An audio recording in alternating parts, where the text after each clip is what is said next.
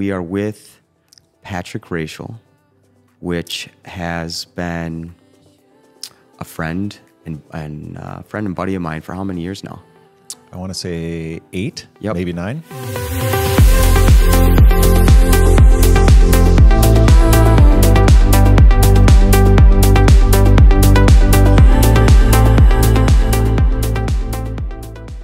So we all know that I'm a high-performing real estate professional. Patrick is a residential and sometimes commercial real estate. High performing. He is a high-performing inspector. And he is actually expanding into 2 states. And I thought it would be of value to have a really lengthy and comfortable conversation about the wild world of inspections, because even though I've been so many, and even though the vast majority of those have been with Patrick, those are just, short periods of time. He has been working with so many people. I'm actually curious, Patrick, how many homes? Do you know how many it's been? No, not off the top of my head. I know I did about 425 just this last year. Okay, so let's just consider that was my largest year. Yeah, and about how many years has it been? Since 2014. Okay, so a long time. Yep. Ramped up to about 425. Yep. And can we just say to the crowd, where are we expanding to? South Carolina. South Carolina. And I've got lots of friends that are moving out that way. So actually, if you're a real estate agent out in South Carolina, I'm really excited for you to have Patrick in your wheelhouse. And, we'll put the phone number and the description and everything. But if you've got friends that are either going from South Carolina to Minnesota or Minnesota there, just reach out to me and we'll connect on making sure that everybody's managed well. Yep. And advised properly. So anyways, Patrick, what makes a guy go from paving roads, driveways, Yep. right? Because that's what was the business prior. It was hardscape, landscape. Yeah, hardscape, landscape, Yep. And those were big projects. Yes. What takes a guy into home inspections? Well, my wife worked in corporate America for her entire career and wanted to pursue her dream, which was fitness. And it's nice to have a wife whose dream is fitness. yes. So congrats to that. Yep, that's still her passion. But we knew that owning her own business would probably take a good 5 years to be profitable. So for those 5 years, we knew that I was going to have to step up and make more money. A very, very good friend of mine who was my real estate agent introduced me to his home inspector, who you've worked with as well. Guy Wickman. Yep, Guy Wickman. And Guy took me under his wing after I went through all of my schooling. And I shadowed with him for about a year. I would go on inspections with him and learn the ropes. And then he kind of just set me free. And so I was doing that evenings and weekends. I was not marketing myself at all. I was just getting referrals from him when he was full. Incapable of handling the project. Yep. Or that's kind of how I met you. I think, I don't know if he was full or what, but I remember doing the first inspection for you. And I was just so demanding that he couldn't deal with me anymore is what it really was. all right. And that seems... Because I do a lot of deals. That's that seems to be kind of what happens a lot of the times is I work with an agent for the first time and not patting myself on the back, but a lot of times they really appreciate me for who I am and my honesty, and they end up coming back. And that's, I feel, kind of what happened with you and I. So that's just kind of how it's, evolved. I never marketed myself, nothing. Just did evenings and weekends because I was still doing the construction for full time. And then last winter is when I decided to cut ties with the construction company. sold back my percentage and went into this full time, and partnered up with another guy, and was very, very nerve wracking. My wife is now back in corporate America, but it was extremely nerve wracking just to, we needed my income with, just the way the economy is with the price of everything. It's ridiculous. And that's another conversation. Yeah. But we can tiptoe. We can teeter in that a little bit. Because why not? But he assured me that it was going to be all right, and he delivered everything and then some. So I believe what he told me was a full-time inspector would do about 250 inspections a year, and I did over 425. So that right there is a high-performing real estate inspector. And it's not, there is inspectors out there that do 2-hour inspections, just try to bang them out, do 3-4 a day. That's not what's happening here. Pretty much every inspection I do is about 3.5 to 4 hours. That's when a buyer gets either limited information or the information, quite honestly, is suppressed. Yeah. And it ends up biting their ass in the future pretty severely sometimes. Yep. Yeah. I try to go into every single house and explain to those clients that I'm inspecting this house as if I was bringing my family into it, because that's what I would expect from a home inspector. So I do try to take that extra step into getting down on my hands and knees and looking in places that most people wouldn't, or a lot of people wouldn't. And yeah, you've crawled in some really tight spots. I have been in some pretty nasty things. Yep. Yeah. Yep. Which I'm excited to get into, because got to talk about the life, the silly situations, Have you ever seen a dead body in an attic? I have not seen a dead body in an attic. Okay. I believe I came across a torture chamber in an attic. No. We don't really know what it was. That's what we called it. But it was bed sheets draped over cardboard boxes with a stool that did not have it was a old wooden chair that had the backrest broken off of it. Uh-oh. And a boombox. And that's all that was up there in this attic. And there was a big chain to the rafters. I don't know what they were hanging from this chain. So we don't know if it was the old man, that's where he went up to smoke cigarettes, or that's where they stuck the kids when they were horrible. I don't know. It was, it was a pretty odd situation to walk into that one. I know that you've come across all sorts of weird contraband. You've come across guns before. Yes. You've come across, and what I appreciate is you've always been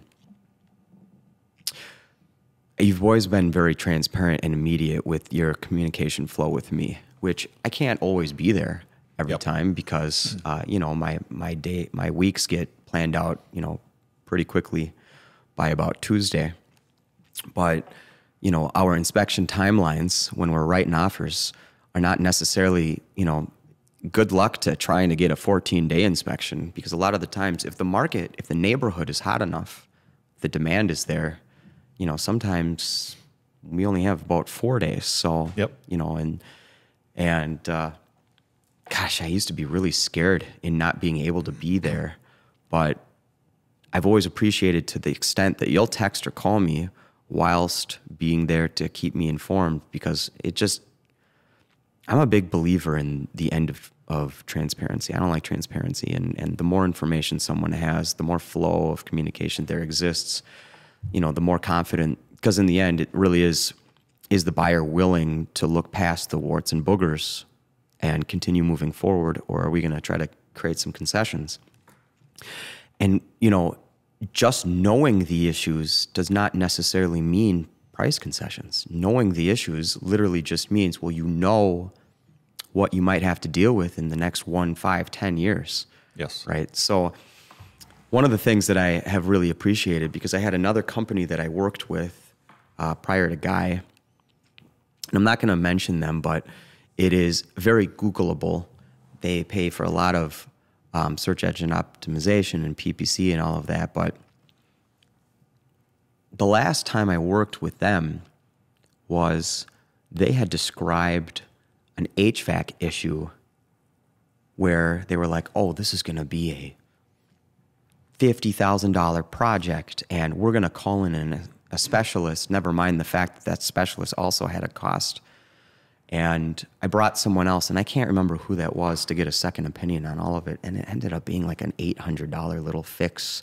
That was all that was needed. So sometimes, the reason I'm saying that is, I think one of your skill sets in sharing the warts and boogers and the various challenges that a home has is you also, and I think it probably has to do with your construction background, you also kind of say, hey, this can be fixed rather easily. Like, you could probably handle this. Like, it's kind of an inconvenience. And I think that's helpful with the buyers. But let's get out of that. Let's talk about like some of the goofy circumstances you've seen in homes, and how'd you deal with it? Well, actually, I do want to touch base on what you were just talking about a little bit.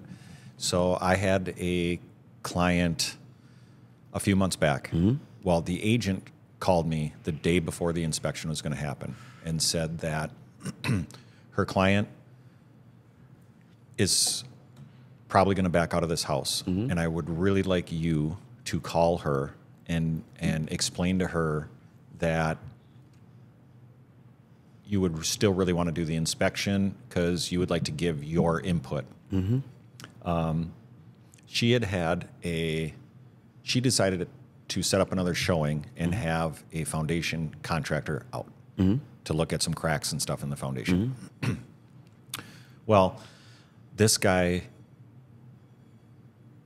wrote up an estimate for her, and I want to say it was like $60,000, all the stuff that needed to be done. Okay. And the real estate agent called me and said, hey, reach out, tell her you want to do the inspection. And my first thought was, I don't want to do that. I don't want her to think I'm just out to get her money, because I'm not. And she's like, no, please just do it. She's an awesome person. So I did. And so she agreed to it. She had me out. And I network with contractors in all various things, plumbers, electricians, foundation people. So when it's a slower time of the year in the wintertime, I will go and go to their shops and learn things so I can relay better information on to. And then also that I have them as, in my back pocket. So I went to this home and I didn't see anything over concerning. And I got my guy on FaceTime. And I FaceTimed him, and I texted him a bunch of pictures, and she was there, and he's like, "Let me guess." The guy said, "You're going to have to do this, this, this, this, and this," and she is like, "That's exactly what he said." And he goes, "There might be $3,000 in damage in that one corner of the house, and I will guarantee it for life." Wow. And this other guy wanted $60,000. He said he had to jack up her house 6 inches on one side. It's crazy. And all this stuff. And this is why I have these contractors in my back pocket, because everybody's out to make money from, not everybody, I don't want to say that, but it's a shame how people like to take advantage of people that are vulnerable and don't understand what's going on in the construction field. So we only work with people that are honest. I wouldn't refer somebody if I knew they was going to give me a bad name, So it's probably the same way for you. You don't want to refer me as a home inspector to your client, and I do something awful. It probably looks bad on you. So, so I just wanted to touch base because you were talking about that, and communication is huge. Communication's huge. Yep. And like I own a couple buildings, and I've had foundation stuff. I've had I've had like dry business XYZ company or dry foundation XYZ company and the other entire gambit look at stuff. And I had a guy come and say, I think we need to dig out the dirt around this spot and then just add different kinds of dirt. And I think it'll be fine. Yep. And I'm like, really? Because I'm looking at an $80,000 bill here. He's like, yeah, I think like probably like 4 or 5 grand in dirt. Haven't had an issue since. Exactly. And it's like, I understand why these companies do that because the profit margin's so big. Yep. But sometimes there's a way to fix it. And it's not like you want to encourage just the easy Band-Aids, but perfection is silly if you can create a solution for 1/10 of the amount. Yep. And, they just don't want to move dirt around just to move dirt around. So I appreciate that you are willing to educate yourself in the other person's trades. And, that has so severely translated in how you can describe things upon your review of a home. Mm-hmm. And, I can't do that. I'm not a home inspector, so I don't know what it is that you'll know. I haven't really looked at places like you have. And it has been moment after moment after moment where I've learned from you, and most of all, what's actually important is my clients have. And they were just better prepared. It's you don't want anybody to overpay on a piece of shit that's fallen apart. Yep. But like, if they want the home, at least if they know that it's a piece of garbage, Yep. they know what to prepare for, and that's what's important. And I've never seen you try to encourage decisive. Like, I've never seen you be like, I think you should buy this home because it's good. I've never seen you do that. You've just been very Swiss about it. Yeah. And very third-party objective. And I actually sometimes think it's better that when I'm not there, so that the buyer kind of feels being taught about the structure itself instead of me.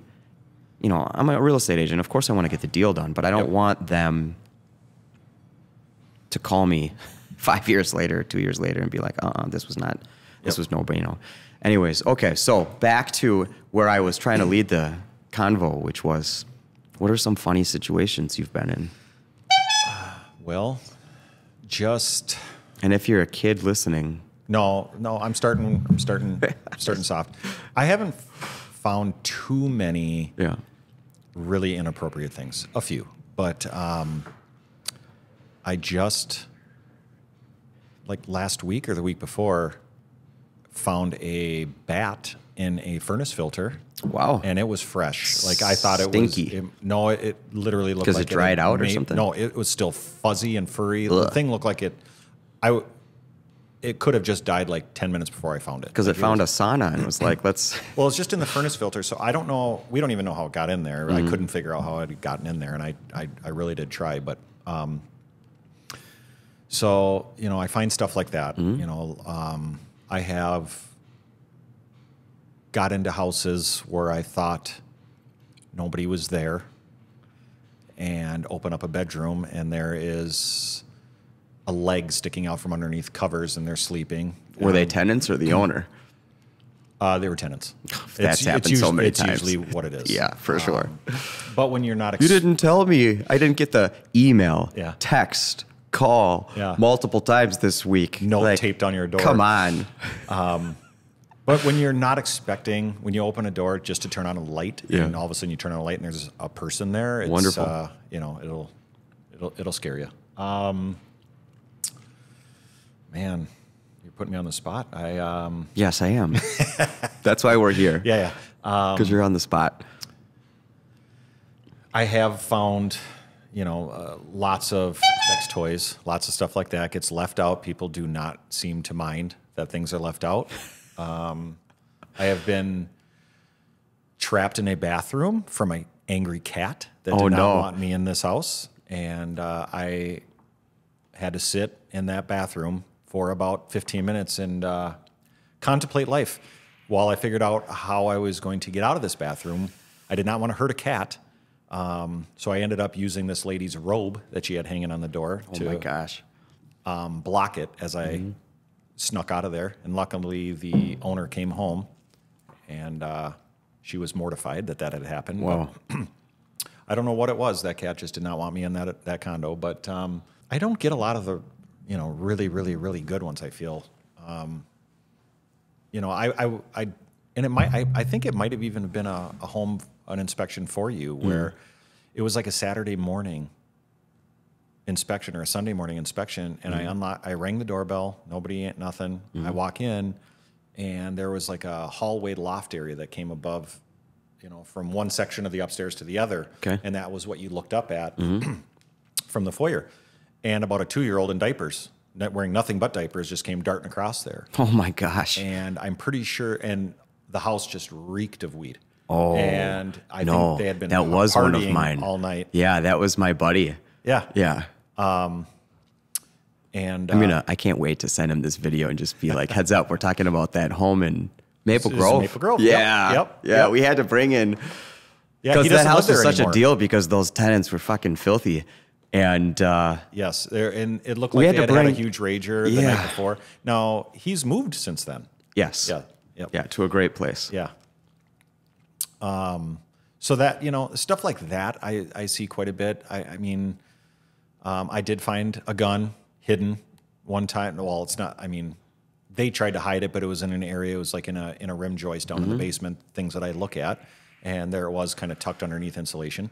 I just kind of, try to keep myself out of it. It's not like I was turning anybody in, but I take a picture of it and I do acknowledge that I saw it because I don't want to be blamed for anything. No, no. I have found what I believe to be a meth lab. Don't really know what one looks like, but it was just a chemistry lab. Who knows? But it was an entire like loft condo. And it was nothing but beakers and Bunsen burners and all sorts of chemicals and crazy whatnot. I guess I don't know what he was making, but that's just the first thing that came into mind. Or he was just a chemistry student. Could have been, but just with like the video games and the ashtrays around, I wasn't really getting that vibe. Yeah, that's funny. Yeah. Yep. So, lots of, people still bring a lot their of drugs. Yeah, I do see a lot of drugs. That's unfortunate. Yeah. That's a bane on society. Yeah. I actually did a apartment building this last winter, and the police were called on me. Wow. And that was just so some investors were buying this entire apartment complex. There was like 100 and some odd apartments that we had to inspect. And how many, just out of curiosity, like backwards here, how many people would you pull in addition to yourself for a project like that? Well, we had 3 inspectors going for like 3 days.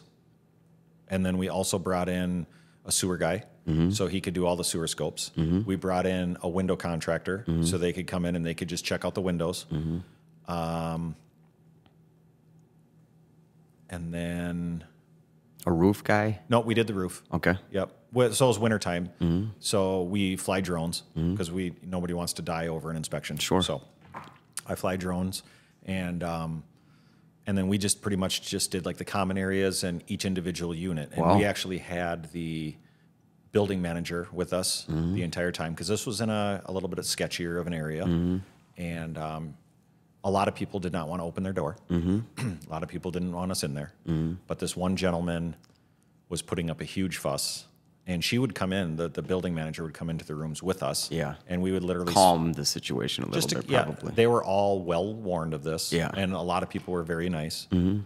Usually when you get into a building like that, people are pretty open with telling you what's wrong because they want to get it fixed. Sure. Well, they really just don't want to pay the rent. That too. So they'll over-explain. But, yeah. They want a reason not to pay when their sink is dripping a little bit. Yeah. Yep. Yeah. But, this guy was putting up a big fuss, and she basically said, we are coming in. And we went in there, and basically what I was doing was run in there, take a bunch of photos, test a handful of outlets, look under sinks, stuff like that. I was with 100 and some odd units. We were just in and out pretty quick. But after I would analyze my photos, so then I could look back at my photos and see what I saw. Gosh, that's a big project. Yeah, it was. And he refused to let us take any photos inside of his condo, and he followed me around like right behind. He was literally standing right over my shoulder the entire time, making sure I didn't take any pictures. And he got so uncomfortable that he called the police. Wow.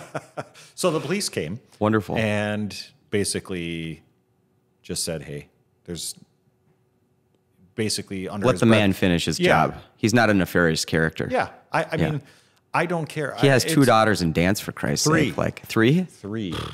But And I can't believe, because he just said this to me in the car, that he was just in Austin with his daughters. And I said, did they win all the competitions? But I don't understand the world of dance. Yeah. But you're a good dad. I try. Yeah. I try. But yeah, he just basically under his breath told me, this guy, we're not going to change this guy. Just hurry up and do your job. I guess I'll sit here and mediate. Yeah. And, get in there, take your picture, or do what you got to do and hurry up and get out. Yeah. But this was like kind of I appreciate I appreciate the guys in blue a lot. And Yes. that was nice that he did that and calmed the situation down, because that needs to happen every once in a while. And this was just an awful area. It was winter time, so clearly it's school time and middle of the week. And there is 10 and 12-year-old kids sleeping on the floor in the living room. Like, why aren't you in school? And the parents are sitting on the couch watching wrestling. Like, Come on. exactly. You're a parent. Exactly. Be a responsible human. Yep. Teach your kids to learn. Give them the courage to do so. And you wonder why they turn out to be like you. Yeah. True story. So, Yeah, I remember you had actually done a commercial inspection for me, and you brought a lot of people in. And I'll never forget that, because there was a lot of quite established professionals that were looking at that. That was in, where was that? I think that was in Mound, no? could have been. Yeah. Well, when it gets into commercial, we like to bring in Multiple. and professionals in their field. Like I have there's certain like fourplexes that may have a different style electrical system where I'll just bring in an electrician. Yeah. Just to, they're a licensed, bonded an electrician. I am not a licensed electrician. I can look in there and I can tell you if things look correct, if, there's anything going on that shouldn't be going on. But when it gets to the commercial level, I like to have an electrician come out, or maybe especially with like a flat roof, have a commercial roofer come out and give their their input, their 2 cents, their estimate for when this is going to be out, because the commercial side of things is not all that close to the residential side of things. Yeah, it's a little bit more elaborate. And I'm just realizing there's a good moment to discuss a tip for any realtor that watches this video nationally is, if there is a bigger project, commercial, if you come across, I think it actually makes a lot of sense to just take a picture of the electrical prior to coordinating any kind of an inspection, just so that you can kind of efficiently choose whether or not we need to bring in another third-party guy, like an electrician, or at least at the very least know what kind of electrician to call on a circumstance like that. So I'm just realizing, like, because I intend to buy bigger and bigger buildings in my own future, that I'm just going to start doing that, because that makes a lot of sense. Because sometimes you're on a tighter timeline, so you got to just make sure that you kind of prepare properly. Yep. So not only have I been referring you for years now, but you've helped my portfolio growth by, and I talked a little bit about this on the last podcast that I did with Stefan, where you went, it was a long distance. So I appreciated that you did that, because that was, what was it, like an hour and a half away? Oh, that was that, like kind of apartment building. Yeah, that you bought. that 8 unit. That was when you were out of the country. Yeah. Yes. And that was really helpful. We had really long, quality chats after that. And gosh, you helped me be so confident in that. Yeah, I remember you reached out to me and you did not understand the whole aluminum wiring thing, and I was telling you how normal it is from the city to have aluminum into the building. Yeah. You don't want aluminum running through the building. Yeah. So. So I have always known for years now, but what is the reason that aluminum is a poor material for conduit of electricity? As a conductor, aluminum, it's solid strand aluminum. Okay, so it's just the aluminum that's coming in from the city is a whole bunch of little wires all twisted up. Okay, so that's a little bit different. But when you get solid stranded aluminum wire, when current runs through solid aluminum wire, it gets hot. Okay. And when things get hot, they expand. Okay. So when you have this wire poked into a breaker and then a screw tightening down on that, when that thing heats up, it could pop it expands. Okay. And then when it cools off, it contracts. When it does that thousands and thousands of times, it can work its way loose from that screw. So then you get a loose connection, and which can cause arcing or sparking and fires. Got it. Okay. So now I know. Copper does not expand and contract like aluminum does. Got it. So that's why we don't run aluminum wire through houses anymore. But the cities still run it from like the power poles or from underground to your service. Is that just because it was already in the ground? Cheaper. It was cheaper, but are they still doing that? Are they still using aluminum? Yep, but they're using it as a cord instead. So correct. is that just so that it can like give off its heat a little bit more? Yeah, well, it's because it's braided wire, so it's not single strand. So it's a whole bunch of little wires twisted, and that works better. And then they put a paste on it, an antioxidant that keeps it from corroding, because when aluminum touches like steel, it will corrode. Yeah, because stuff like that. It like creates some sort of a chemical. It's a chemical reaction. Yep. Yeah. Okay. Yep. So yeah, if you ever took like an aluminum bolt and a steel washer or a steel nut and put them together, give them time, they'll corrode themselves together. Got it. Okay. But copper does not do that. So Copper that's why doesn't we do use that. copper. But it's more cities can- expensive. Copper. Yeah, Oh my yeah. gosh, yes. So that's Doesn't have to be. Just so I'm going to do a little tangent here. Yes. Up north in Minnesota, we've got a lot of copper. Okay, if we're going to pretend that this green tech stuff is the future, we got to get those, come on, tribes, native tribes. Come on, work with the rest of the country so we can start mining that stuff, because, you know, if we're going to be pretending like solar panels and all of this is the future, we need copper. Okay, let's stop getting that copper from China. Let's get it from here in Minnesota, in northern Minnesota. We are the Saudi Arabia of copper in the world. No Okay, kidding. we have more copper mines up north in northern Minnesota than certainly every other state. I don't know how much of a gregarious statement that saying that we're the Saudi Arabia of it, but we've got enough to feed the green tech boom. If that's the route that we're going, come on, let's get real. Let's make northern Minnesota a powerhouse again. They don't need to just be these small little towns that are shrinking every year. Anyways, sorry for that tangent. I love it. Yeah, well, it's the reality. Yep. So, what are things that you're coming across in homes that future builders should consider adjusting a lot more? Like, what are you seeing that, and I'm about to sneeze. Here we go. There's got to be more coming. I'm allergic to how great my voice sounds.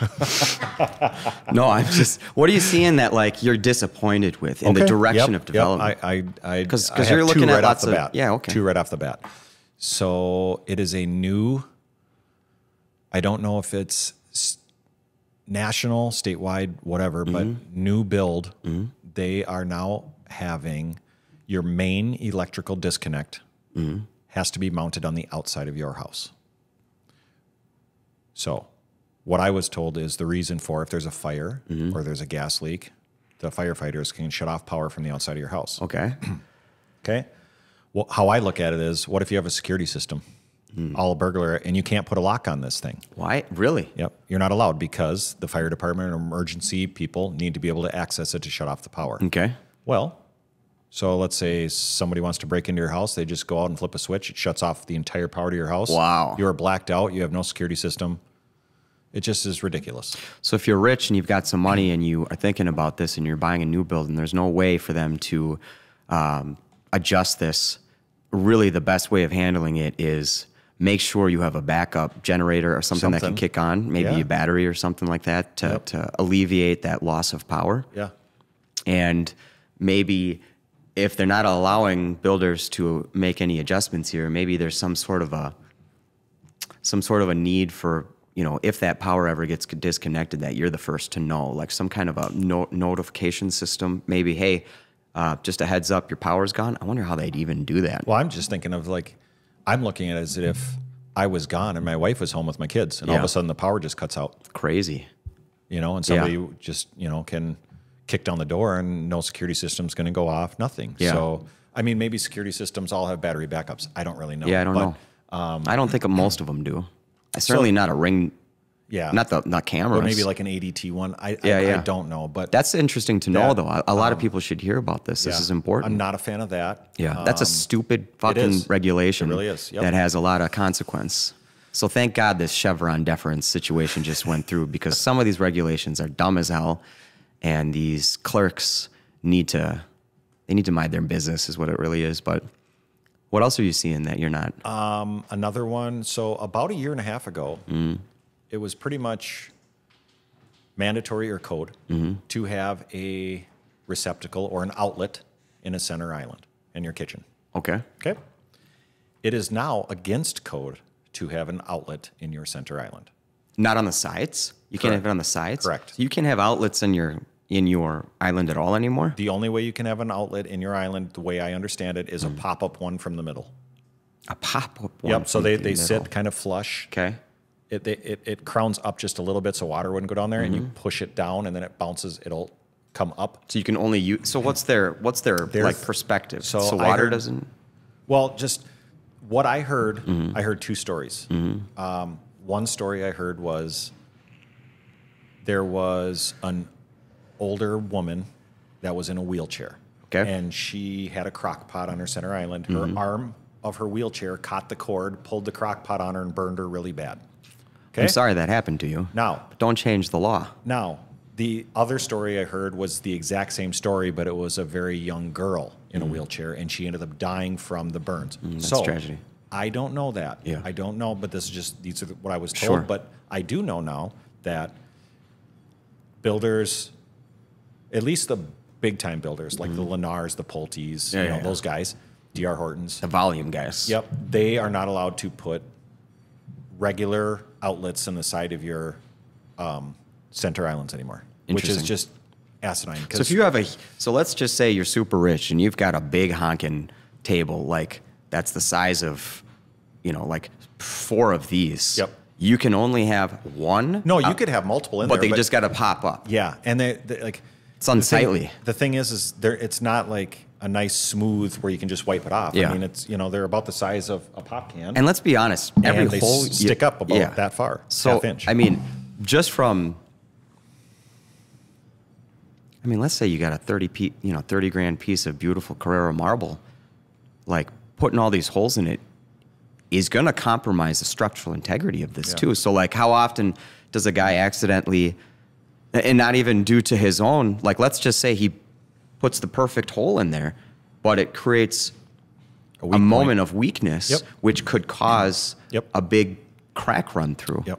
Well, that can set people back a lot. So who holds the liability on that? I don't know. So crazy. I'm not going to mention the builder because I don't want to get anybody in trouble. No. Plus, we don't want there was a lawsuit job liability from a builder that when they did their final walkthrough, I was there during the final walkthrough. This gal wanted me to represent her because she felt like she was taken advantage of from a previous builder. So I went there with her for the entire walkthrough so the guy wouldn't take advantage of her. And he explained that he knows it's a ridiculous law. So their electrician runs the wire, and it's in the bottom of the center island. It's in there. He said once you close, go get yourself an electrician. He'll just have to cut a hole in the side of your side. Yep, Yeah. and you have your electric right there. They can just put it in an outlet. Sure. So I think there's going to be loopholes, ways around it. Yeah.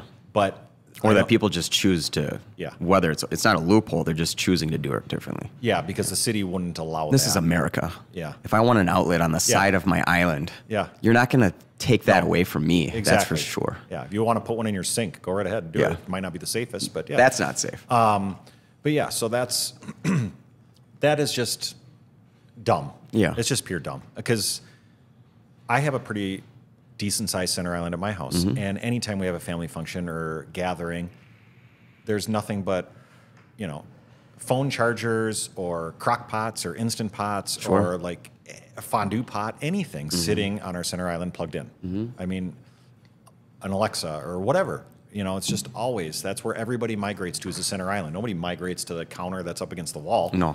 So to not have outlets there, and I've only been in one house that had the pop-up outlets in it, and it was a flipped property, but it was in Wayzata, and I'm assuming they didn't want to have to do that, but the city probably made them. Sure.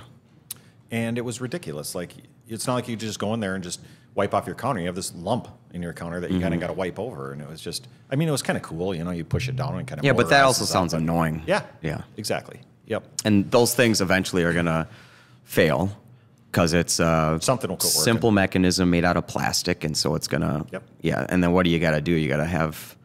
I mean, what's that gonna cost just to fix? Like $300 or at the cheapest? Okay, so that's interesting. I didn't know this. I didn't know that they're requiring that. Are you coming across anything else that's just unusually kind of silly that they're not getting around?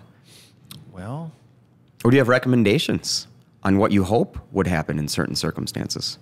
I kind of wish that they would. It seems like when I go to, if I'm in one city, the rules might be this, and in another city, the rules might be this. Now, I don't do code. No. I do safety and functionality. Yeah. Okay. But and a lot of code's grandfathered in and all this other stuff. Yeah. I mean, as a home inspector, I don't like to use the term grandfathered in, but I still use it. But it's like, for example, one city might say that your service door from your garage walking into your home has to have spring-loaded hinges where the door self-closes because they're afraid of. This must be a new thing. I didn't. No. It's been around for years. Okay. Okay.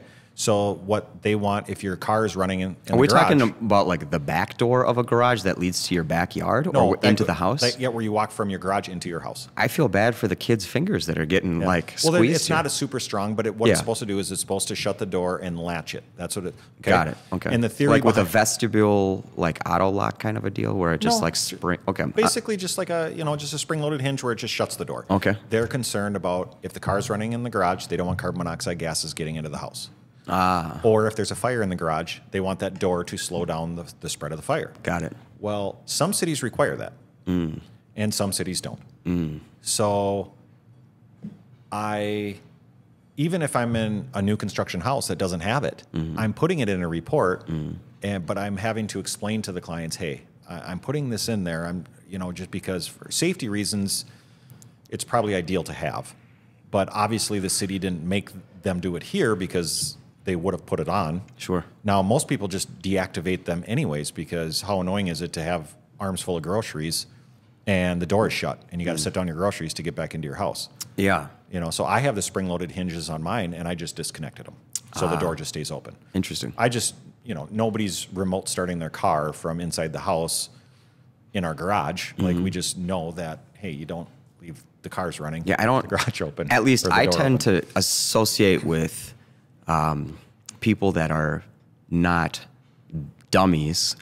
Yeah, you'd be surprised. Yeah, but I tend to keep a tight chip on who my friends are, and just a heads up, if you're my buddy, you're probably smart, because I can't handle you if you're dumb.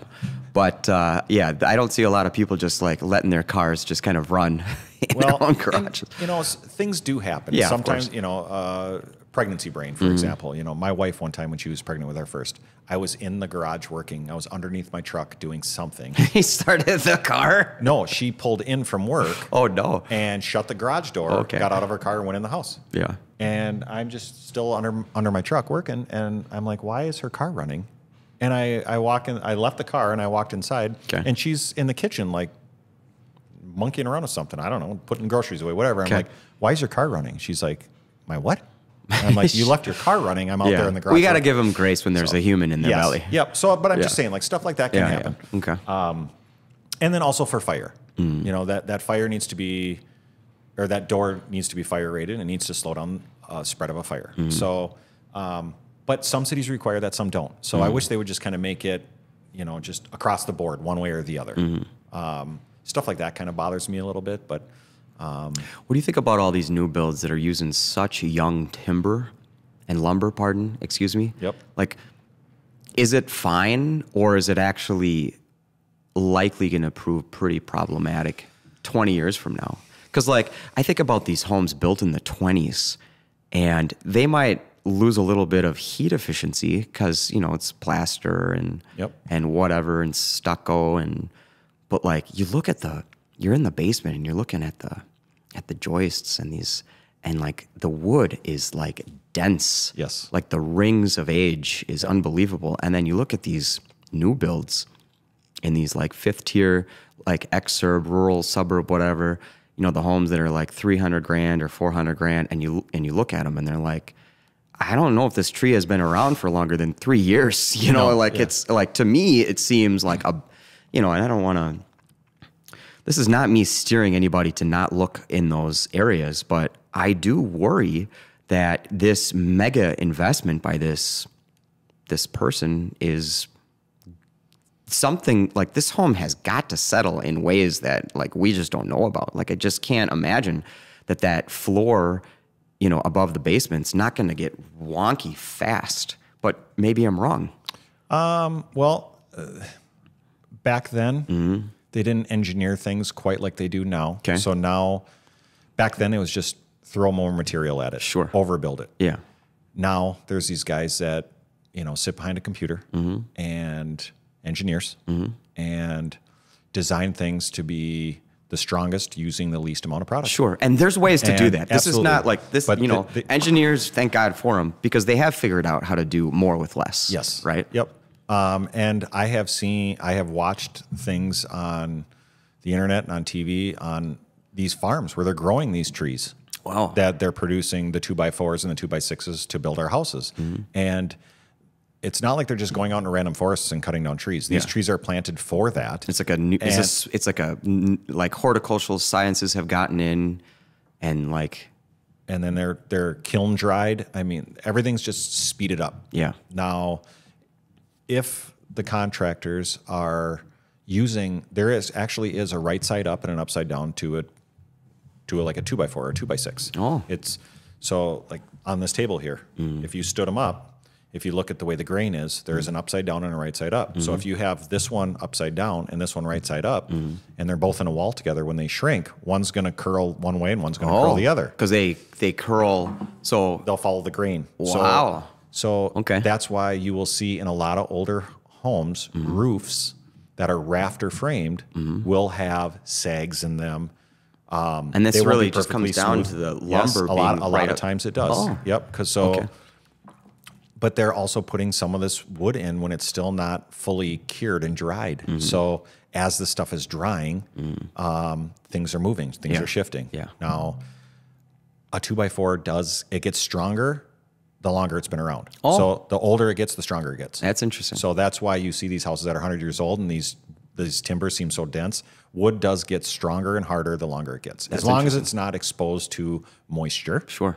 You know, stuff like that. So have you come across any of these homes that have started to use these like pressed hemp floors yet? Do you even know what I'm talking about? They're taking hemp and they're grinding it up and they're like layering it, I think with a soy-based glue of some sort, and it's hard as hell and it's very beautiful. It's different. So I don't know how, I think beautiful is just, not everybody might think so, but it's interesting that they've figured out like another way to sell hemp essentially, but it's not exploding much in Minnesota quite yet. It's coming out of Kentucky and they're using it more out there, and you know, it's probably a good way to replace the tobacco guys, because obviously people aren't buying as many cigarettes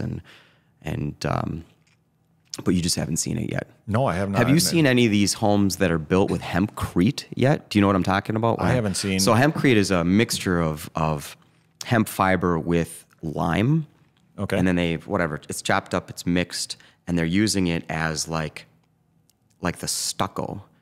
So I know that there's some tribes in southern Minnesota, I think, that have started to build some of their little developments out of this stuff, but they've been using it for a long time overseas in the UK and in some parts of... That's where everything originates from. Well, gosh, they're just smart. And again, I think a lot of that has to do with, you know, you got to figure out less is more and costs, and it's an island, so, you know, you might as well figure out what you can use so you don't have to ship it in, but I hope to see more of it because, you know, I'm pro-farmer, and I think it's always nice for a farmer to have more options other than merely corn or whatever. Yeah. Okay, so anyways, so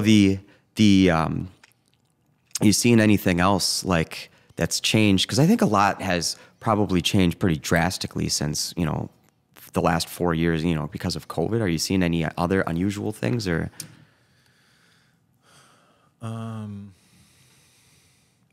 You're talking just like since COVID? Well, here's the reason why I ask. Yeah. I ask because there is always a fear of a home, of an old home.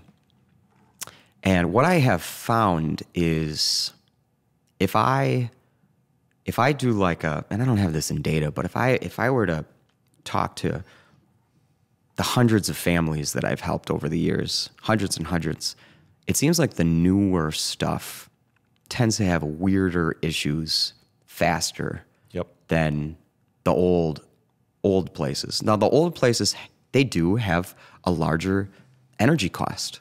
Yes. You know, it's harder to keep a home heated when the money is flying out of the nooks and crannies. You know, that is the reality. But you don't deal with mold. But you're not dealing with, well, that's the other thing. Yeah. Like it seems like we're tightening the structures so much. They're so airtight. That you need the moisture to escape. Yep. So where does that moisture go typically? In newer homes? Yeah, like where is that mold starting to grow? Well, it can grow, you know, like let's just say you have an unfinished basement and you have insulated and polyed walls. If you are keeping your basement nice and warm and you get hot air from the inside meeting cold air on the outside, like the exterior walls, and behind that poly, you can get molds growing in your insulation. You can get it on the sheeting, on, you know, basically the inside of the exterior wall. Can't go anywhere. It's trapped. Yep. Wow. And then on top of that, you have a vapor barrier like a Tyvek, okay, on the outside of the house, underneath like your vinyl siding or your hardy siding or whatever. And then you have your 2x6 studs. And then on the inside, you have poly. So this is just a bunch of Ziploc bags just like coated on everything. You have these 2x6 studs. Yeah. If they are not 100% dried out and there's any moisture that needs to still come out of them, we're trapping it in there. So how do you mitigate this then? Because new builds aren't going away, right? Correct. Yeah. Yep. So it's that vapor barrier on the outside that, you know, I have never tested it, but they claim that it breathes. You know, but it is how much it breathes. I don't. Obviously, they're the scientists. They do it. Yep. Now I have a house that was built in 2013. This is Maple Grove. Rogers. Sorry. Yep. And, I don't know why I keep thinking Maple Grove. You know, I don't have any rotted wood or anything like that. So obviously it's working. But yeah, I mean, it's these houses are built so airtight that's why we have these HRVs or these air exchange systems in houses, because they're not breathing without it. And in the wintertime, here with our climate, we don't open our windows and doors. Not in the winter. Everything's trapped in there. Yeah. Even just turning on your oven, believe it or not, creates humidity. Okay. And taking showers, boiling water, all this stuff is just creating humidity. And without these exhaust fans in a house exchanging the air, bringing in dry air, you will at some point start to grow some sort of mold. It could be under the flooring, could be under your carpet.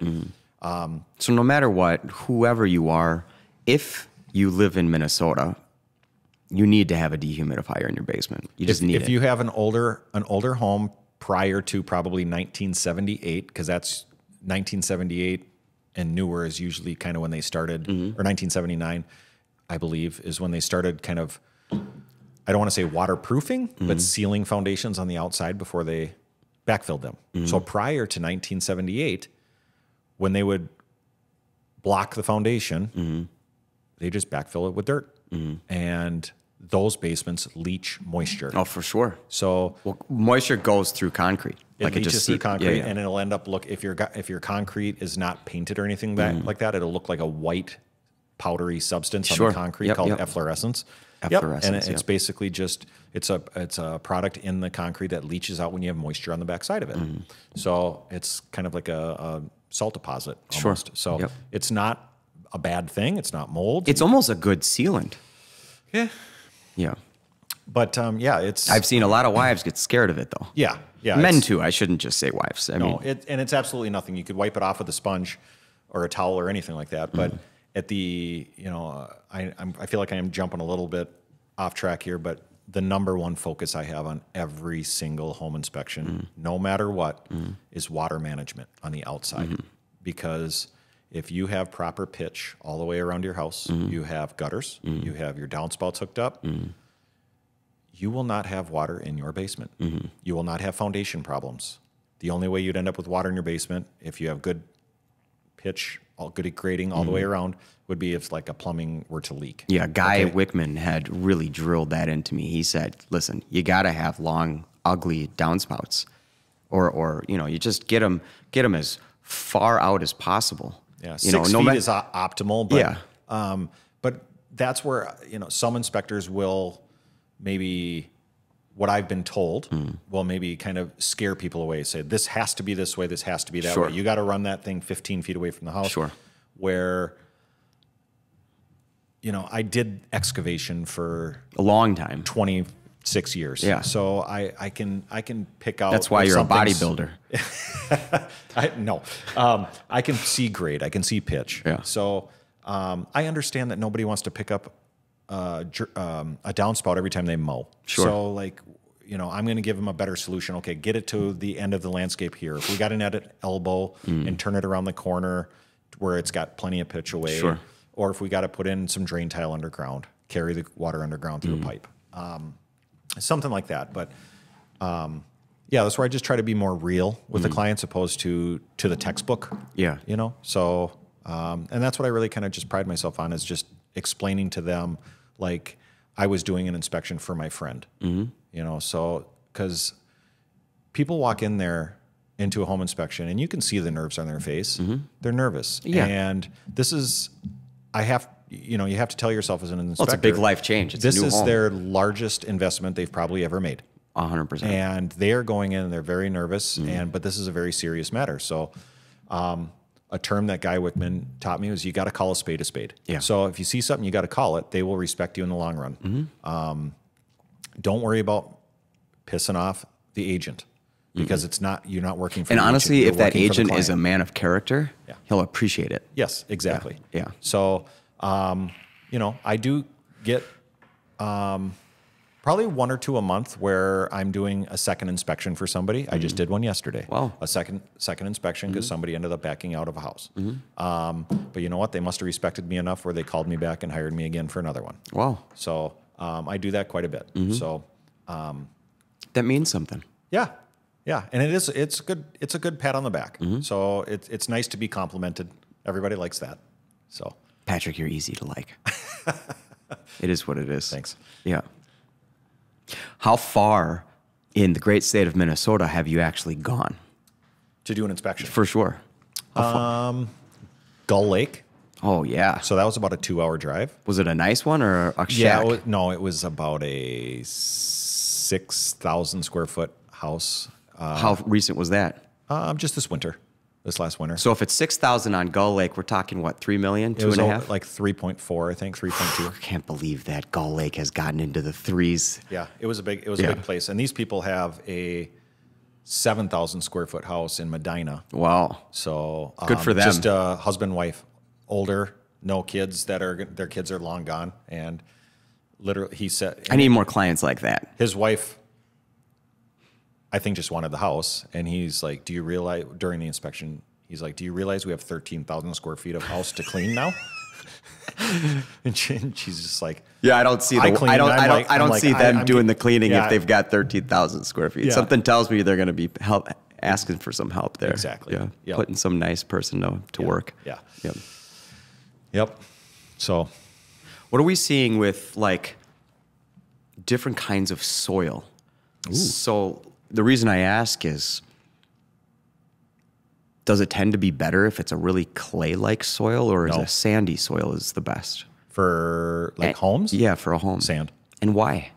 Water runs right through sand. Okay. Okay. So it'll get just away from the house. Yep. It'll filter right away from the house. All right. What happens with clay is clay retains moisture, and it virtually never dries out.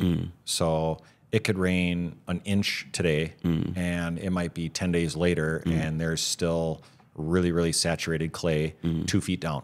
Now the ground freezes. And what happens? Anything that's wet that freezes expands. That's how we get horizontal cracks in foundations. That's how we get settlement in foundations, bowing walls. If you have sand, water just runs right through it and gets it out of the way. So we can't always choose if we have sand or clay because we want the home that we want. It would almost sound then that if you were to build in clay, because that's your option, that the smartest thing to do would just to coat that motherfucker is like with some thick glop that is some kind of an oil base and just let it dry out and put something on top of that before you backfill it? Well, you just... Or what else would you do? You just make sure that you have nice landscaping around your house. Okay. You do a nice either weed barrier fabric or a poly that is sheeting all that water for the first 3-4 feet around the entire foundation, getting it away from the house. That's ideal. Okay. So, but... You know, I used to do a lot of work for a high-end builder, and even if it was clay soil, they would, usually these houses are built on pretty decent-sized lots, and their excavator would dig and find good soil, like basically almost like engineering the ground. Wow. Or they would truck in like a gravel or a sand, and then that's what they would backfill the entire house with. Oh, so, how many feet out would they go? Usually when they dig for a foundation, they dig 3 to 4 feet wider than where they need to. So after they build the structure, there's usually about a 3 to 4 foot basically hole all the way around the house that they backfill. Now these big nationwide builders are literally taking that clay and their guy just dumps it back in. Yeah, they're not bringing in new dirt. Well, not only that, they're not compacting it in like 6, 12-inch lifts as they go up. They're just literally dumping in all this clay. On these new builds, you get settlement. So much settlement. For the first probably up to 5 years, you'll get never understood the reason for that. Yeah. Now the big time builders, the nice ones, the custom ones, they are trucking in engineered soil. Like I can see like a Charles Cudd. Yes. Making sure that they would elevate that quality. 100%. Yeah. Yep. And I love Charles Cudd builds. Man, are they just rock solid? They're so beautiful. Yep. I have a friend that lives in a Cudd home, and it's. I think that might be because what would you call that? I mean, they are custom, of course, but they are developers also. They are building neighborhoods. Are they a mid-size? I don't know. Okay, so there's a way to engineer the dirt by bringing in new. Yeah, I didn't know that could be an option because, gosh, I'm seeing a lot of, again, these exurb, fifth tier, like, and what I mean by that is, you know, downtown Minneapolis and then whatever's neighboring, and you get out to like what is that, like Montevideo? No, whatever. Where was Igor's place? Monticello. Oh. Yeah, I'm seeing a lot of... That's up northwest suburbs. Yeah, I see a lot of settling in those areas. Yep. Like downtown Minneapolis has good soil. It's all... Tell me why. Well, so basically, I believe it all used to be riverbed. Okay. So it's all basically black dirt for... In most of the areas, there's about 1 foot to 2 feet of just black dirt, like beautiful black dirt. And then once you get through that, you get into sand, which is the old riverbed. And then if you kept digging through that, you run into bedrock. So they're a lot of these old buildings that they built, are they just like locked into the bedrock then? Pretty much. Wow, yeah. Okay, so they're going nowhere. No. Yeah, okay. No. So it's good. So black dirt's pretty good too. Yeah. It doesn't compact well. It doesn't have the structure. So it's like clay. So if you envision... Clay, there's a lot of organic material in it too. Well, that's basically what it is. It's decomposed leaves and grass. But clay, envision a bucket full of marbles. Okay? No matter what you push down on the bucket of marbles, they're not locking together whatsoever. They're just slippery on each other. That's what clay is like. Okay. So you get into like engineered soil where they're bringing in like gravelly soil. It's all jagged rocks, little mini jagged rocks. So it locks and they lock place. Together. Interesting. So okay. And sand too. Sand is all irregular pieces that will kind of interlock a little bit better. It's not like a whole bunch of little mini marbles. So that's kind of when the builder takes the extra time, but you're paying for it. You're of course. And a lot of these people are coming in and they just want to get into Wayzata School District. They don't really care. Yeah. They're going to pay $800,000 for a tiny 3,000 square foot house that crazy. Was built by a nation builder that has cheap materials. God, I'm seeing for the first time in my life, I'm seeing homes that are expensive where the baseboard and the trim is like this layered paper. Yep. It's MDF. I am like, It's sawdust glued together. that's crazy to me because, you know,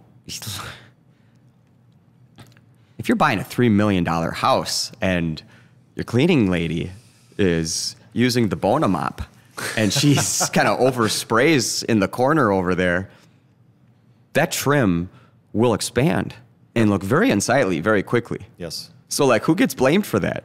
Like, are we so fucking cheap these days that we're using sawdust for that's crazy. Yep.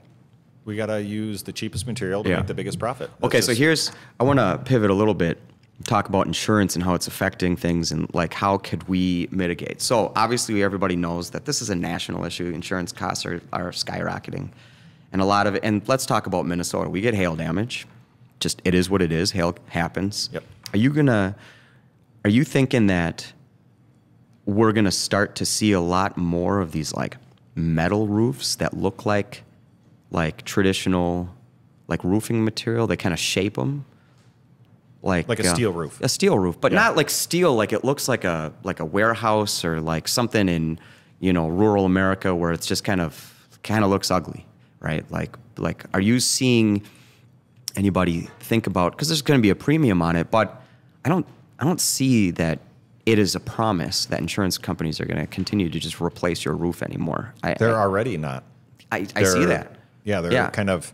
I mean, my insurance costs are fucking exploding. It's crazy. Stefan's dealing with this ever so slightly, right? Like, insurance, yeah. Well, yeah, it's just like, yeah, it's just getting bad. Yep. But last episode that we did, we talked so much about insurance. I was prepared. Yeah. I know that the insurance, like you told me about the insurance skyrocketing, so I was prepared. I was like, I'm expecting the highest premiums. Yeah, but how do we mitigate that at the builder level? Once a buyer is thinking about a new home, is there, because again, I'm seeing insurance companies just say no to a destroyed roof. So, like, how do we make sure that, you know, we just prepare early and... If I had the answers to that, I'd be sitting on a beach right now sipping cocktails. Sure. Yeah. Yeah, I mean, it's ridiculous. You can't. These insurance adjusters are going out there like he's a roofing professional and standing on a roof, literally having an argument with the roofer, saying you could repair this, and the roofer's like, "Show me how to repair." I've watched videos on social media of this happening. Oh, by the way, that Whistling Diesel video that you told me to go watch about with the G-Wagon? Oh my gosh. Did you watch it? Of course I did. I watched it like 3 times. No, that was fun. So that is a cool guy. Yeah. I don't think he'll ever know who I am, but I want to give you some admiration. You're having a lot of fun, and I'm proud of you. Yeah, he's awesome. He was actually up in Minnesota for a while doing I can't remember what you call them. They're Russian machines that they drive on. They're amphibious. Okay. But they have super massive tires on them, and they're a tiny little thing. And I feel like Kanye West has one of those things. They're like really small, and then they have those like 4 ridiculous sized tires on them. Yeah, I can't remember the name of it, but he was in Minnesota doing one. I think he's from the Midwest. I think he's from like Indiana or something. But man, he is awesome. Yeah, he's cool. Yeah, that's a cool guy. He has no problem wasting money. No, but he's figuring out a way to make YouTube pay him for it. Yeah. Okay. So. What else? Insurance. Yeah, I don't have the answers to that. I have no idea. I try to stay away from that. If I find a house that has hail damage on it, I bring it up to them. Yeah, of course. And say, hey, it appears that there's hail damage on this roof or on the siding or these windows. And to be honest, I pretty much don't ever know what happens after that, because it's not like the agent typically just calls me and says, oh yeah, this happened and this happened. It's just like, if they want to, that'd be great. But most of the time they don't. Are we ever seeing termites in Minnesota? No. I feel like we just don't have them. No. But we have termites, right? Like, they exist in Minnesota? Or do they just die off in the frost? I guess I cannot answer that 100% correctly. I assumed that we didn't, but I didn't think we had cockroaches either. And there are cockroaches here. There are. I have never...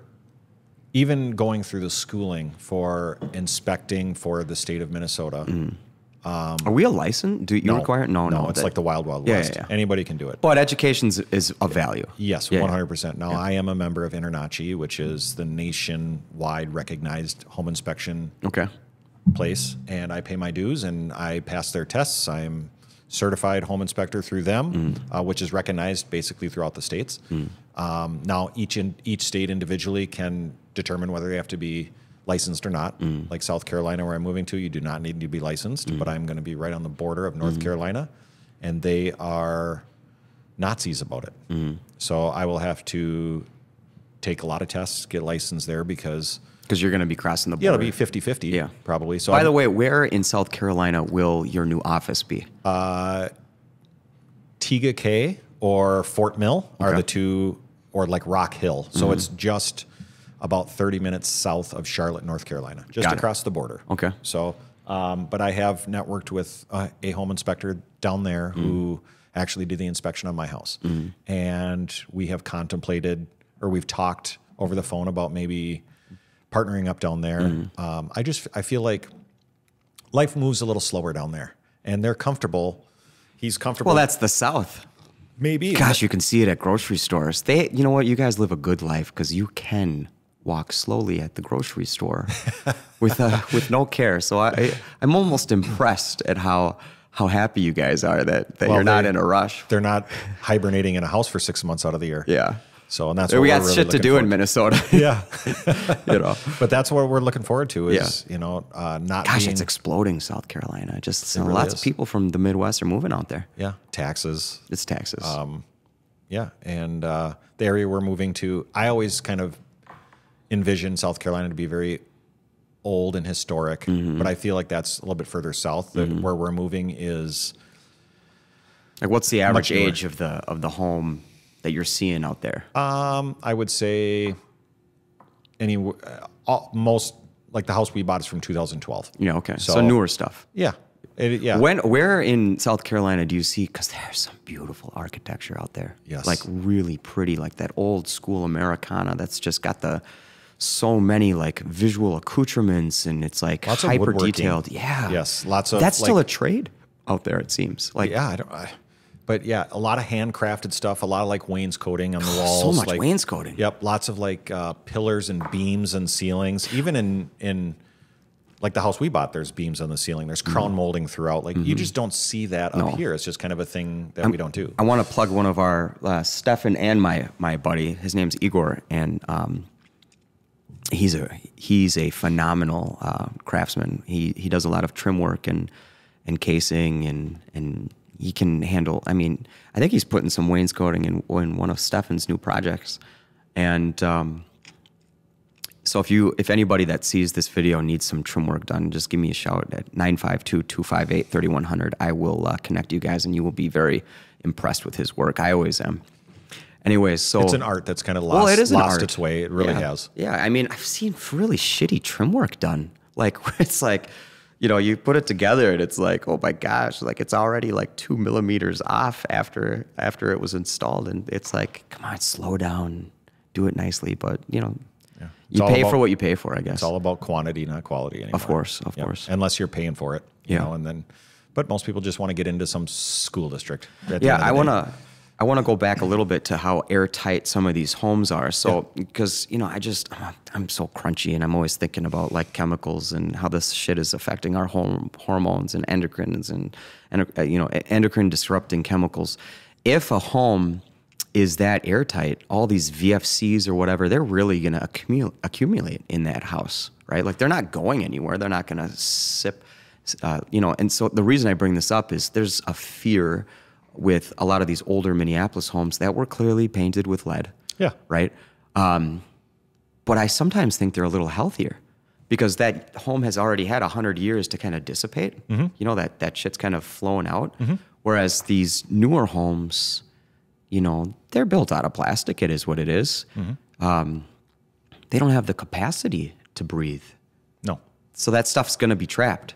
So maybe not only is a dehumidifier important, but like, let's figure out our air filtration systems a little bit, maybe put a few more around the house just to suck that shit in, because I don't know how else it's either that or it's going directly into your kids' lungs. You know, no wonder they're so rambunctious. They're all hopped up on plastic leaching out of the walls, you know? Yeah. Could be. What are you excited about with expanding into South Carolina? And have you already started to do stuff out there? I have not. Yeah. My number one goal right now is to get my family down there and get them situated, get them set up. And then that's when I will be coming back here and working and then trying to just, you know, build a nice network down there. So I'll spend a few days a week maybe down there and like 4 or 5 days a week here, just bouncing back and forth, walking into real estate Is that offices. Delta that you're going to be flying No, in? it's Sun Country. Oh, okay. Yeah, so they, I want You to get to choose your own seat, right? Or are they not doing that still? No, I think you can. Yeah, okay. Yeah. So, and it's to fly into Charlotte from Minneapolis is less than $150 Wow. round trip. Wow. So it's a 30-minute drive. It's a very nice drive to the airport. So yeah, that's kind of the plan until I can. Until I something- lose you. No, I'm so sad. well, no matter what, this So is this is always you gonna be better home. put somebody that I like back into my grasp. I have some. Okay. I Good. have 3 others. All right. So, but yeah, it's. I'm going to hold on to you into the bitter end, though. Oh yeah, I'm don't worry letting about it. I have a handful of people that are saying the same thing. Like, you're not leaving yet. We're not done with you yet. Yeah. Good. So, and you know what? I love hearing that. It actually, you know, I mean it. It makes me feel good. I actually mean it. Because I mean, how many times have you helped me personally? 5, probably 6. Oh, I don't know. Not from helping my friends that are buying, but just me personally. So Yeah. that's why we're doing this, because I already miss, and I know that that's not going to change in the extreme short term. But what's going to happen 5 years from now? I don't know. I don't know either. I probably will lose you. Well, you know what? We might hate it. Yeah. We could always come back. Sure. I Who told comes back? I don't know. Who likes to move? Moving sucks. Yeah, it does. No, especially but with we 3 all have kids. to do it But, sometimes. this will always be home, and my motto is, you can always come back. You'll never regret trying and not Yeah. liking it, but you'll always wonder and regret never knowing. Always wondering what if. Adaptability is the greatest of human characteristics, right? Like if you just believe that life is if you're inflexible, you know, you're gonna get stuck. It just is what it is. You gotta evolve and you gotta change. And that's all my wife. Yeah. My wife is the risk taker, and she's Yeah. the one that That's awesome. pushes me to be better, That's and good. she pushes herself to be better, because I am a very just comfortable conservative. You know, I find a rut and I'll just stay in it. And, you know, like, I'm in a good rut right now. It's a good one. Yeah. I don't want to call it a rut, but I guess I'm on a project. I'm on a good path right Yeah, now. yeah. I'm happy. But then this whole situation came about, and we are going to just take this leap, and fingers crossed. The kids are Are they excited or are they? yes. Cool. Oh, yeah, they're all excited. My oldest How old is your oldest? 13. Okay. She's going to start high school. Okay. So we wanted to do it before she started high school. And she was a little hesitant for a while. We had to kind of bribe her. You know, like you can get a new bedroom set. You know, That's nice. You can have a TV in your Yeah. bedroom, Yeah. stuff like that. So just to get her a little excited. She was pushing back. But the other 2, they were like, as soon as we brought it up, they're like, let's get the F out of Dodge. Let's go. Oh. Let's go right now. Let's They go. are courageous. Oh yeah. Yeah. Fascinating. Yeah. So, and my youngest is 10. She's never lived anywhere else. She was, you know, Rogers always. born in the house that we were in. And then my middle one, She was born in the house? not literally. Oh, okay. But I thought maybe you guys set up one of those water situations. No, Yeah, no, yeah. right in the hospital, like Okay.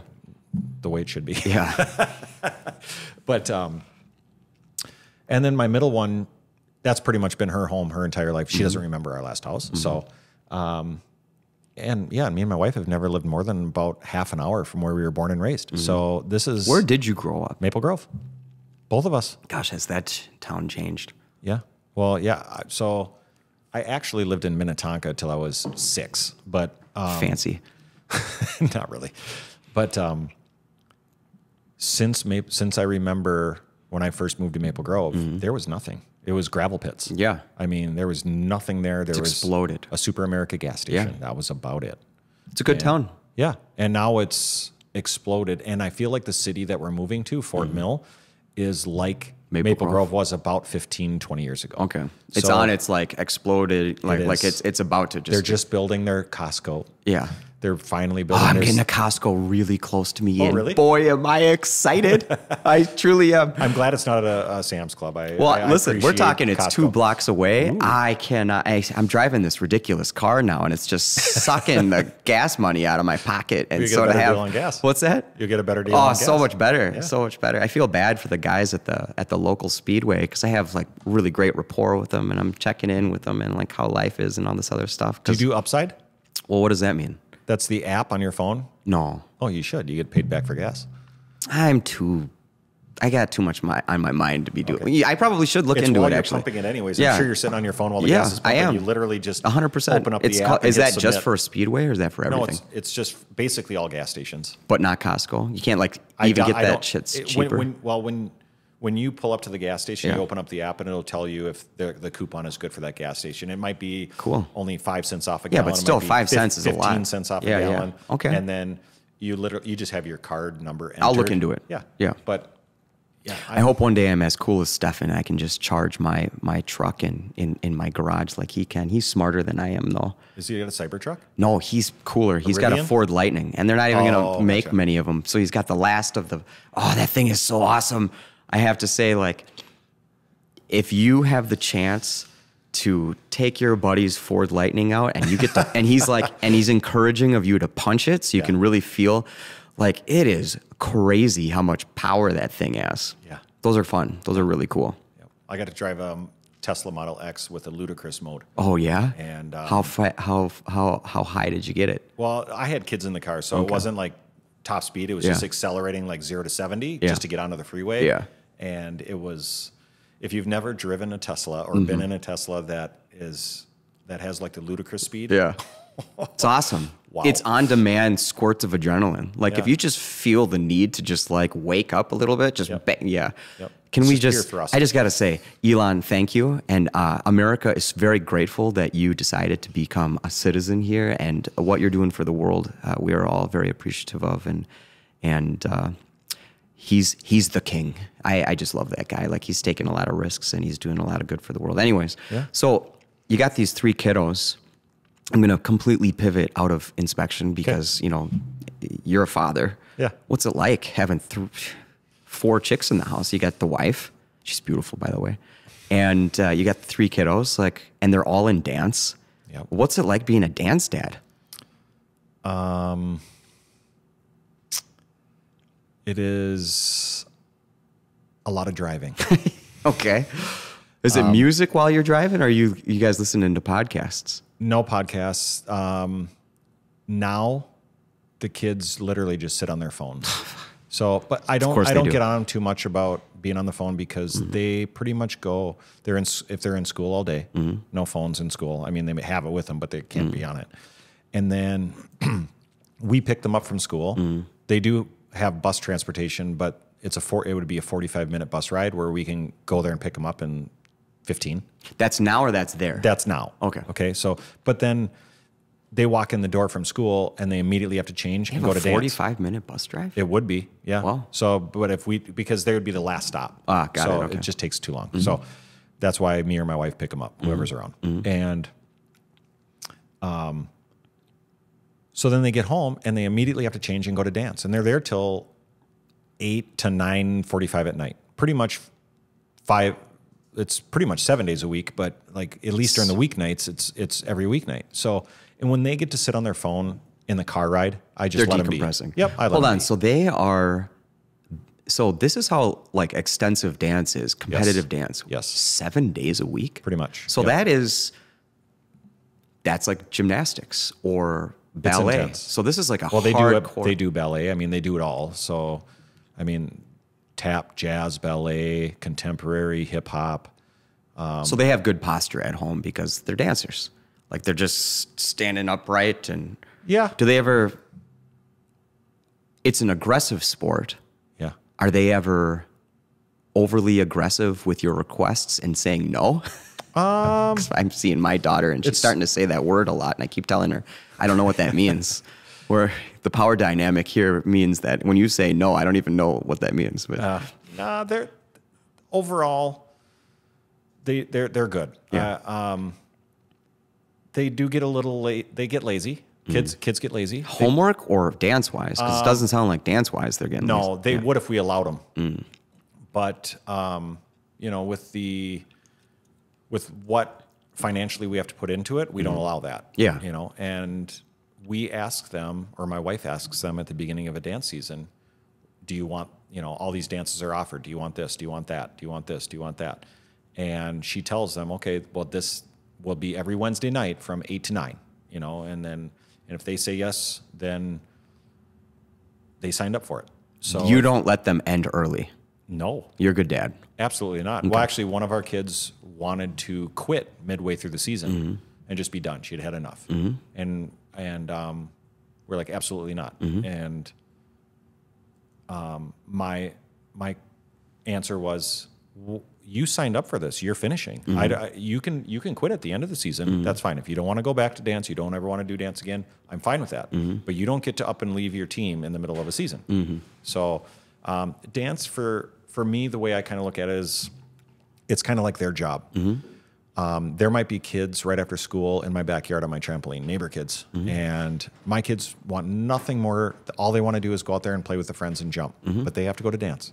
It's like their job, and they will start, you know, crying perhaps because they just don't want to go to dance tonight. They want to go play, and I tell them, hey, this is. But they get the option every season. Yeah. And if they said and what they want. Yeah. Yep. So no matter what you have, your lines, that's like your homeroom. Okay. Okay. So you with your homeroom class, the kids that And are how in your big are age. these classes? They might be 20 to 30 kids. And are these club teams separate from school or are these school Yes. offered? No, this has nothing to do with school. Oh. This is just a dance Sounds studio. expensive. Yes. Yes. I've heard you tell me that's expensive. Yes, very. That's why he's doing so many homes. That's right. Yeah, because Yep, got to that's why I'm keep driven. up with these dance That's why I'm costs. driven. I just got to keep producing. But Yeah. yeah, so they with their lines, These their gals homeroom, are going to they make have- excellent wives, by the way. So Well, let's hope. they're going to drive their husbands into the ground. They're driving the old man into the ground. No, so if they didn't take anything extra, I think they'd only have probably 5 dances each. But, you know, my oldest has 3 solos. My middle has 3 solos. My youngest has 2 solos. But then they also have all these extra added on things. And then my oldest daughter was, as a 12-year-old last year, danced for the Rogers dance team. One of the lines, she was on the varsity team. The other one, she was on the junior varsity team. And then my middle daughter danced for the Pups, which is the Timberwolves hip-hop group. Cool. So she got to dance at some Timberwolves games. At Target Field sometimes? Target Center, yep. On the Or court. Target Center, pardon? Yep. She did 4 Timberwolves games. That's huge. Yeah. And that's the only one that's free. Wow. So they're allowed to, the classes, the clothing, the shoes, that's all basically kind of given to them. Is that something that you have to be pretty good to get on that? You are chosen. Yeah. So Oh, they were chosen. There's a hip hop teacher that gets brought in from our dance studio as kind of like a guest choreographer. I used type to thing. do dance. Did you know this? I did not. At Xenon. Ooh. Downtown. It's a funny circumstance of my life. My pops was like, "You're not gonna. I'm not paying for that. It's dance." So I had to pay for it. Yeah. Well. Yeah.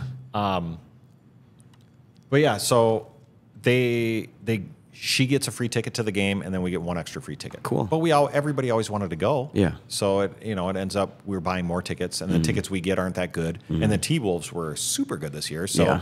tickets were at a hot commodity and Yeah. really expensive. And then you get other people that want to come see, and everybody gets tickets, and just parking down there, drinks down there.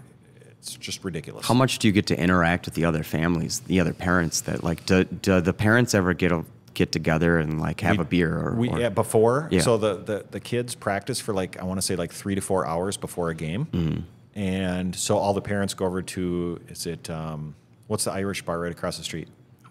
It's not Finnegan's because that's further Kieran's? east. Kieran's probably. Kieran's. Yeah. Yep. So they would all go there. Yeah. I would usually it's just the moms, and then I would come later on, like after work, and then meet down there. And usually, a really good friend of mine and his wife, they have friends that have season tickets down there, so they would get their tickets to come watch my daughter, and they would come meet us, and we'd have dinner and some drinks and stuff like that before we walked. That's nice. So you've built some really good friendships. Yeah. Dance has really opened us up to a lot of relationships with families that we now consider family. Yeah. So, well, you guys are going nationally.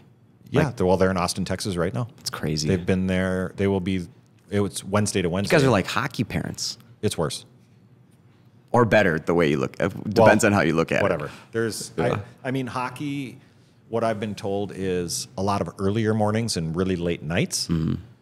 But I think the overall finance side of things, the dance, hockey doesn't shake a stick at dance. Really? No. And where are the costs on it? Well, are the outfits expensive? Well, those are. Because they're not getting used.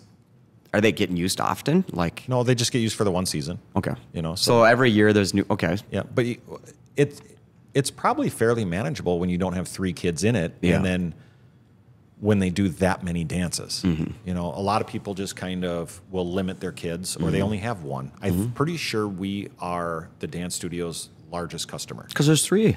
There's 3 of them, Yeah. and they all do a ton of dances. Wow. And so, but you're paying. What dance? What's the name of this club, if you don't mind me asking? It's called the Dance Complex. And is it in Maple Grove? Yep. Yeah. Okay. Yep. The Dance Complex. Yep. Okay. So, which is great. Everyone there is great. We How many kids do you think are even participating in that company? Oh my gosh. Dance Complex? Well, they do a production dance, which is pretty much all of the competitive dancers, and I don't know. There's maybe 170 some odd kids just in that. Wow. But then there's a lot. This is the only dance studio that I know of. Maybe there's more around. I'm sure my wife could correct me, but they also have an adaptive dance group, so that are allowing some of these children in wheelchairs and stuff like that. And they have, which is awesome, because our last dance studio never had anything like that. And I think that that's great that these kids, get to get out and do something. And then when we have the dance recitals and stuff, they get to get up on stage and they get to perform. And it's really, really awesome to watch. So, but then there's lots of recreational groups. And is there cattiness or not really? Are these chicks mean to each other sometimes? Yes, it's very because in quality ballet, true ballet, and I am a huge fan of real Russian ballet. Okay. And the sternness, and they're as you get up into the more competitive, they will not let their, I don't know, what do we call them? They're not classmates. They're teammates. Yeah. They won't let them. They will make fun of them if they're doing poorly. Yeah. Same things happen at And yes, in the competition dance world, yeah. That actually is good and bad, right? Bad because it's stressful, but good because it's, you hold everybody to a high standard, they will perform better because they're going to fight for it, right?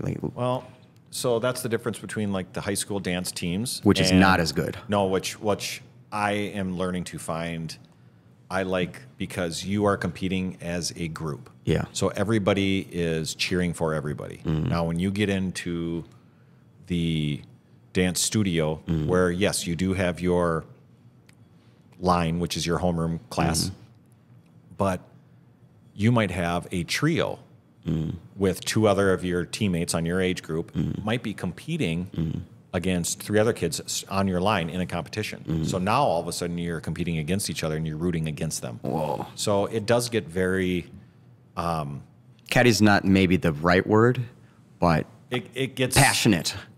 Yeah, it gets shady, and These kids are throwing each other. They're not breaking each other's legs, though. No, and I've said this numerous times, but it all stems down to the parents. 100%. The moms. Everything does, though. It's the mom. The dads more or less stay out of it. They go there to watch the kids. I don't see you staying out of it, though. Well, I'm there. Yeah.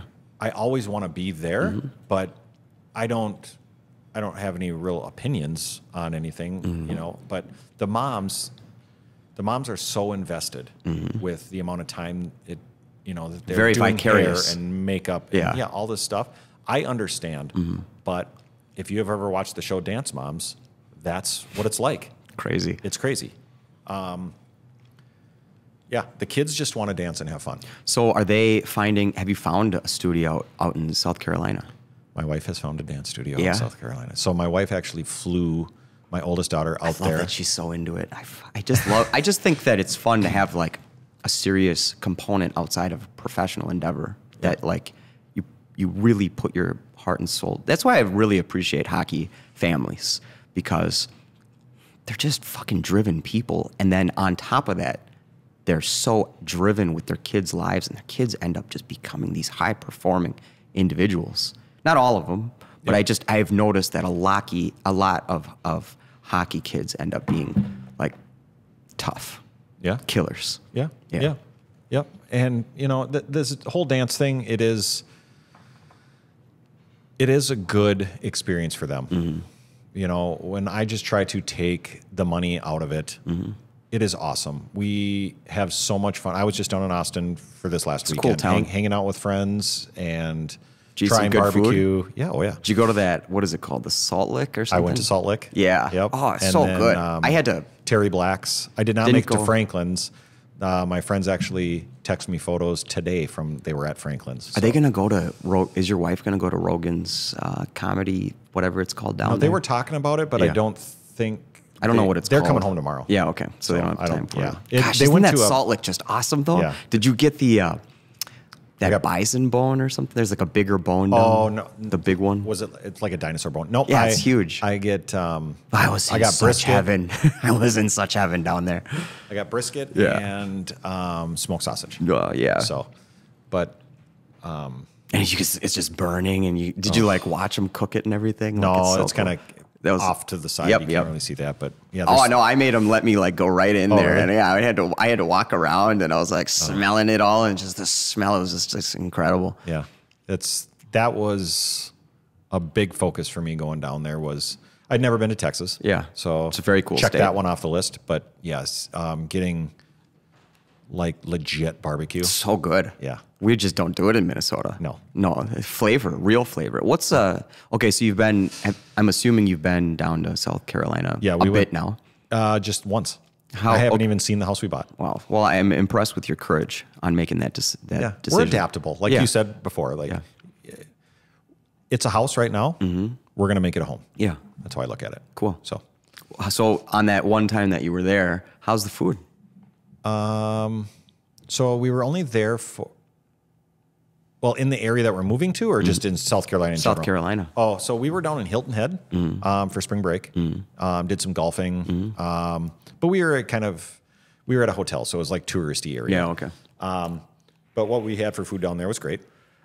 But then we were up in Asheville, North Carolina, and like kind of up in the mountains. And Would we call that the Smoky Mountains, or is that I not? think that's what it is. Yeah. I think I need to brush up on South and North Carolina stuff. I just don't know it enough. Yeah, I feel like I've heard Smoky Mountains a bunch, so that must be it.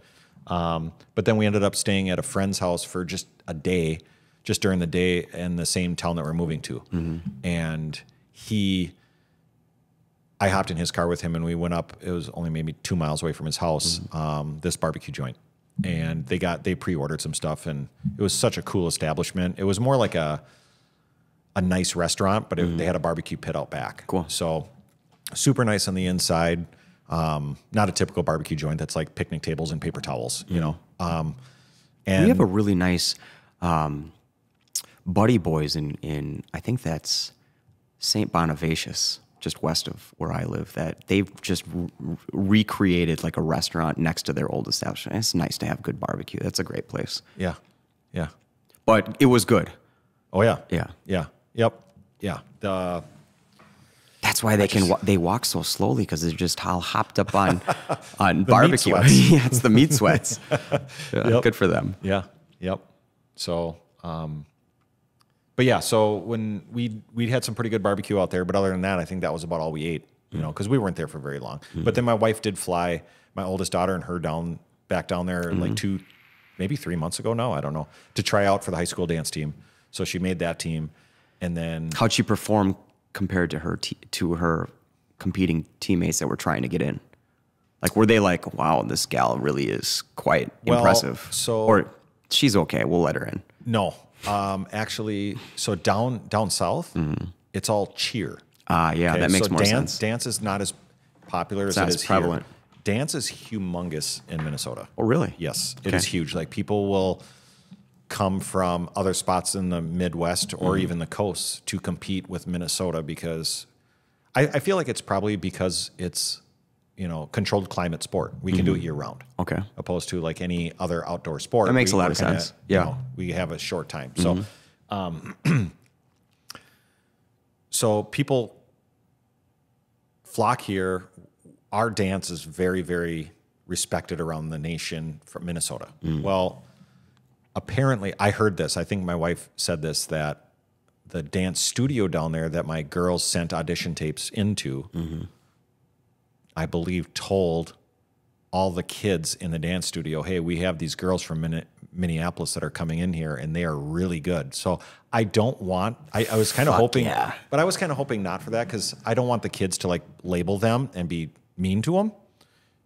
I just want them to just, but I mean, my daughter, who's 13, like easily made the varsity high school dance team. Wow, so they are good. So, well, I mean, there's been many start? Hours. When did they start? School? Dance. Well, when did they start? Oh, I don't know, 2 or 3. Of age? Yeah. So they were dancing at 2 or 3? Yeah. Wow. Yep. Pretty much as soon as you can start, they've been dancing. My wife danced, but she never did it competitively. But it just we just got in, and it just evolved. Cool. And now we're balls deep. I love it. Yeah, I love it. These girls from Minneapolis are coming. Okay? Yeah. You're going to have to, don't be mean to them just because they're from Minnesota. And if they're good, tell them. Yeah. Okay.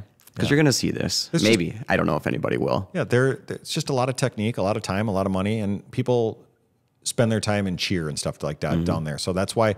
I can see that. Alabama must be like mega cheering. Yeah. Yeah. Even down there. I mean, so the area we're moving to has 4 high schools. That's a big area. Yes. And in that one town, there's 4 high schools? Yeah. Crazy. Yep. And out of all 4 high schools, the one that has supposedly the best high school dance team, that was and you cannot open enroll. So we had to find a house home in that district. Yeah, okay. In the city we wanted, so that she could go to that high school to be on a competitive dance team. Because the other ones, it sounded like were more, one of them is like a brand new school, so they haven't really evolved yet. And the other ones, it's all cheer. So they might have a dance team, but it's just kind of recreational stuff. Sure. So, and if, I